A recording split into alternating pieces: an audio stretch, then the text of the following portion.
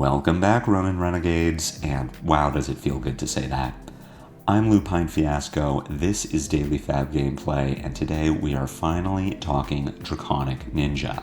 Not Fi, sadly. Our boy is still waiting for some dedicated support. No, Cindra is the newest ninja on the block, and we were shown Kunai of Retribution earlier this week. I want to talk about the lines of play that this Draconic dagger opens for us, but before that, I want to remind you to subscribe to my channel. It's the best free way to support me and to make sure you see every new Daily Fab Gameplay video in your YouTube feed. I also have a Blue Sky, a Discord, and a Patreon, links to which can be found in the video description below. We're still a week out from the world premiere event in Prague, but you know that I'll be diving deep on Cindra and Fi deck building once we see the full set. Until then, Kunai of Retribution has given me some interesting ideas for where to take Cindra, and is honestly better than I thought it would be. It is a Draconic Ninja one-handed dagger with 1 power and text that reads, quote, "Once per turn action, resource, destroy this when the combat chain closes, to attack, go again," unquote. There are a few key things to note right off the bat. First, the once per turn action text on Kunai applies to that specific dagger. If you attack with a Kunai, destroy it, then buy it back with Cindra's ability, it is now a new dagger that hasn't used its once per turn action yet. Second, the Kunai works directly against Cindra's ability. By the time the Kunai destroys itself, you won't have any Draconic chain links on the combat chain to discount Cindra. Third, while it shares Harmonized Kodachi's attack cost, the Kunai doesn't have Kodachi's go again restriction. A Cindra deck can include 1 and 2 cost blues as they suit the meta and her cost curve with no penalty. As an example, this rounds on me could be particularly powerful if Assassin, Ninja, and Warrior pick up in representation. Fourth, as this is our only Draconic dagger for now, getting full use out of Cindra's hero text requires us to play with at least 1 copy. All these point toward there being 2 distinct ways to build Cindra: pure aggression a la Fi, or midrange a la Ira. The aggressive build is the more nebulous of the two. Until we get more spoilers, it's hard to tell what aggro Cindra would look like, assuming she plays with 2 Kunai. This is because the Kunai will be at their best when we can destroy them during the combat chain, not after it. Recurring the Kunai to extend a single combat chain will get us more value from cards like Salt the Wound and Spreading Flames.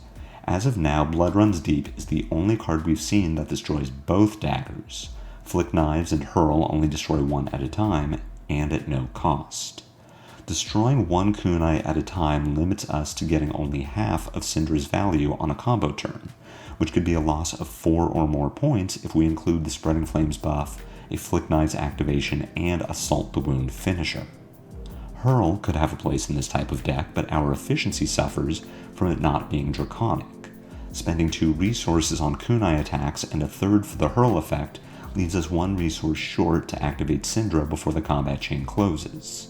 Using Fealty to make our Hurl Draconic helps to reduce that cost, but we may be better off saving our Fealty for our Art of the Dragon cards.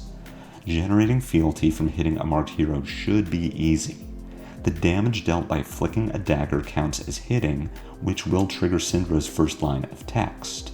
But until we know how and how often Cindra will be able to mark a hero, we can't know whether Fealty will be a common resource for her and how many generic or ninja cards she can afford to play. The nature of the spoiler drip feed is such that we likely won't see key commons and rares until the premiere event, which makes speculating on this sort of build difficult. What Cindra really wants are on-rate Draconic attacks that throw daggers, and that go above rate when doing so. The Blood Runs Deep effect is perfect. Can we please have a Draconic head jab and leg tap that do the same thing but with a single dagger? Until the premiere event, we can instead speculate on an Ira-style Mask of Momentum build that abuses the interaction between it and Flick Knives. Here's how it works. Mask of Momentum requires an attack action card be the 3rd or higher chain link in a row to hit if you want to draw a card. Flicking a dagger can't trigger it, but it can maintain your hit chain if you get blocked out. Your standard line of play would be to pitch a blue to attack with your kunai, then attack with a Kodachi, then attack with a Draconic attack action card with Go Again. If your opponent let the 2 daggers hit, they'll need to block this attack to prevent your Mask of Momentum trigger. When they do, react with Flick Knives and throw your kunai. Even though your attack action card didn't hit, your hit chain isn't broken because, according to Flick Knives, the kunai hit this chain link. Finally, attack with your second Draconic attack action card. This will also threaten a Mask of Momentum trigger and need to be blocked. Finally, whether you draw or not, you can activate Cindra for free to re-equip the kunai you threw.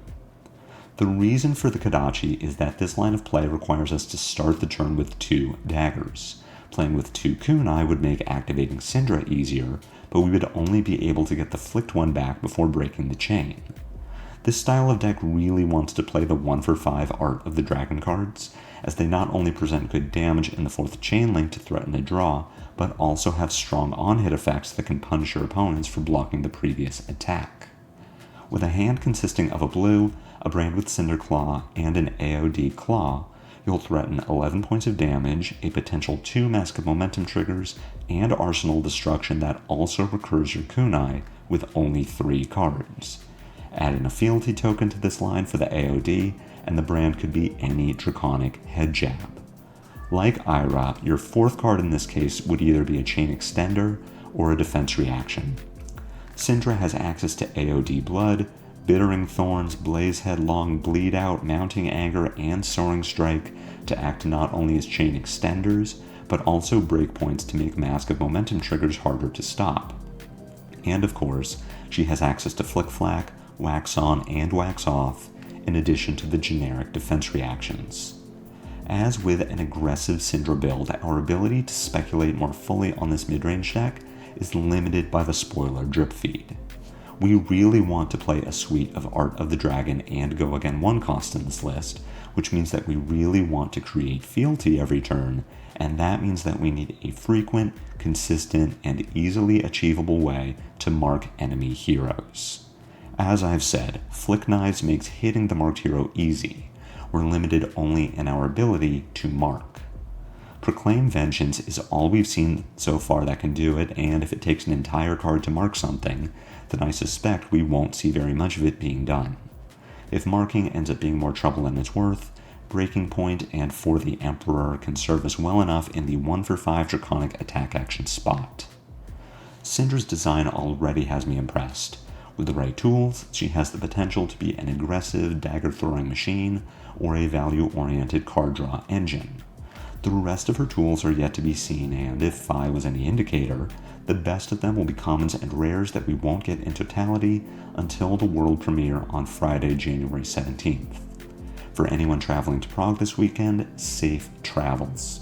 Have fun, win big, and hopefully I can join you at the next release event.